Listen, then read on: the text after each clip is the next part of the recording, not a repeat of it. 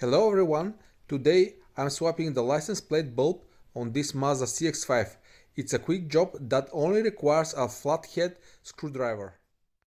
With the hatch half open, locate the two clear housing above the license plate. Insert your screwdriver into the slot of the outer edge of the plastic cover.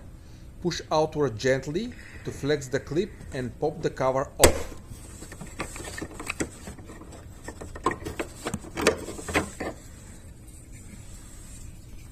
These are both clips that are keeping plastic cover in place. Pull the old bulb straight out of the socket. Take your new bulb and push it firmly into the socket. Do a fast test of the light before snapping the cover on.